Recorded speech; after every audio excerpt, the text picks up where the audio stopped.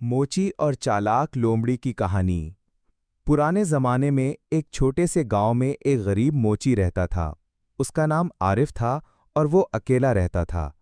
वो दिन रात जूते सीनता और जो थोड़ा बहुत पैसा मिलता उसी से अपने गुजर बसर का इंतज़ाम करता।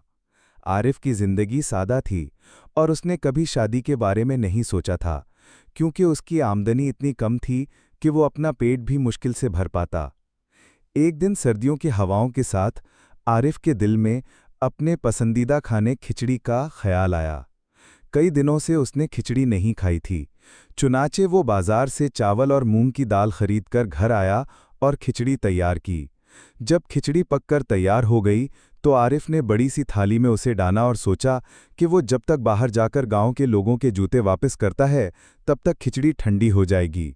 आरिफ जब बाहर निकला तो उसका कोई नहीं जानता था कि एक लोमड़ी जो जंगल से आ रही थी उस खुशबू को सूंघकर आ पहुंची।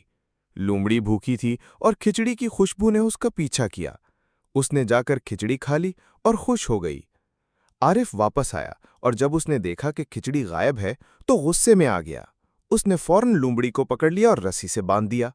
फिर वो गुस्से में आकर उस पर लाठियां बरसाने लगा। लोमड़ी तड़पती रही लेकिन वो अपने आप को छुड़ा नहीं सकती थी। वो सोचने लगी कि अब इसका क्या हल निकलेगा।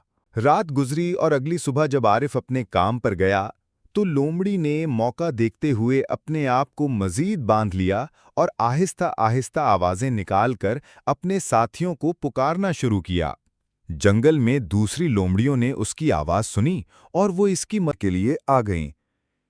एक लोमड़ी खास तौर पर अपने दोस्त को ढूंढते हुए गांव तक पहुंच गई।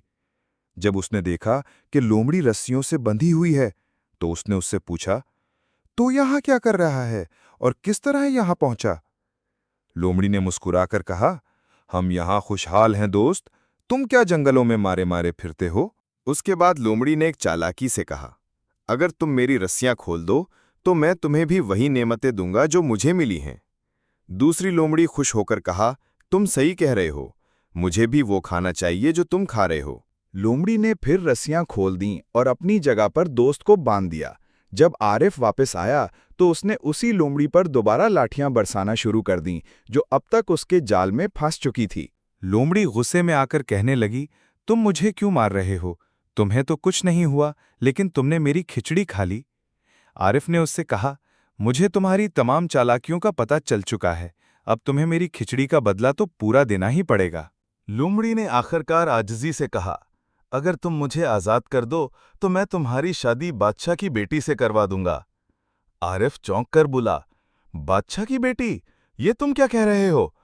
लोमड़ी ने कहा, हाँ, मैं तुम्हारी शादी बादशाह की बेटी से करवा दूंगा, बस मुझे आज़ाद कर दो। आरिफ की आंखों में चमक आ गई। क्या वाकई? लोमड़ी ने यकीन दहानी कराई। हाँ, और मैं तुम्हारा वादा पूरा करूंगा।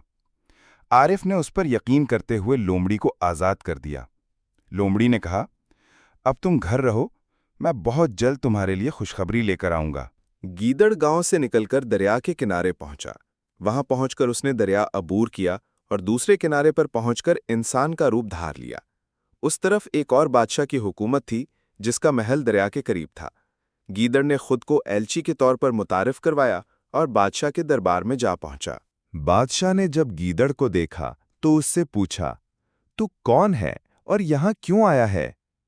गीदड़ ने सर झुकाते हुए कहा, बादशाह सलामत, मैं आपके पड़ोसी मुल्क का एलची हूं।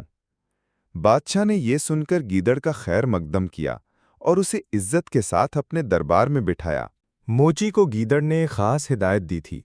उसने कहा, जब तुम मुझे बादशाह के महल में दाखिल होता देखो तो धोबी से कह देना कि वो अपने कपड़े दरख्तों और झाड़ियों से उठा ले, फिर रुई के गाले दरिया में डालना शुरू कर देना। मैं सब कुछ ठीक कर लूंगा। गीदड़ ने यह हिदायत देकर दरिया उबूर किया और एलची के रूप में बादशाह के महल पहुंच गया। दूसरी तरफ बादशाह शहजादी की शादी के लिए पूरी तैयारी कर रहा था और बारात का इंतजार कर रहा था।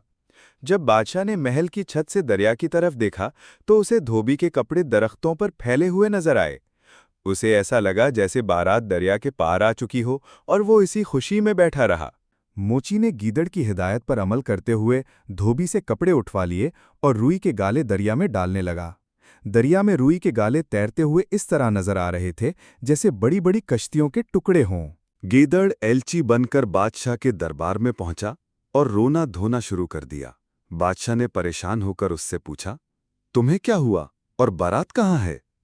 एलची ने कहा, बादशाह सलामत, बहुत बुरा हुआ। हमारे बादशाह की बारात दरिया पार कर रही थी कि अचानक तूफान आ गया और सारा सामान, लोग और कश्तियां समेत सब डूब गए। बादशाह ने पूछा, हमारा दामाद कहाँ है, क्या वो भी डूब गया? एलची ने कहा, खुशकिस्मती से बादशाह सलामत, वो और मैं ही बच गए। वो बस तन के कपड़ों में है और उसके लिबास तक बिगड़ गए थे, लेकिन वो अभी दरिया के पार अकेला बैठा है। बादशाह ने फौरन सिपाहियों को हुक्म दिया कि वो उसे शानो शौकत के साथ महल में ले आएं। कुछ ही देर में सिपाही मोची को लेकर बादशाह के महल पहुंच गए। बादशाह ने अपने होने वाले दामाद को जिंदा पाया तो बहुत खुश हुआ और उसकी शादी शहजादी से धूमधाम से कर दी। शादी के बाद एलची ने कहा, बादशाह सलामत, एक बात अर्ज करना चाहता हूं। बादशाह ने कहा, जरूर कहो। एलची ने कहा, आपका दामाद अब बिल्कुल अकेला है। उसके रिश्तेदार सब डूब गए हैं। क्यों ना उसे यहां रोक कर रखा जाए? बादशाह ने सोचा और एलची की बात पसंद आई। उसने कहा, अगर वो राजी हो जाए तो उसे रोक लेना। एलची ने कहा, हुजूर, ये आप मुझ पर छोड़ दें, मैं इसे राजी कर लूंगा। चंद दिन बाद एलची ने अपने वादे को पूरा किया और गीदड़ दोबारा अपने असली रूप में आकर अपने साथियों से मिलने के लिए चला गया। इख्तिताम। उम्मीद है कि आपको ये कहानी पसंद आई होगी। अगर वीडियो पसंद आई हो तो कमेंट्स में अपनी राय का इजहार जरूर करें और हमारे चैनल को सब्सक्राइब करना ना भूलें।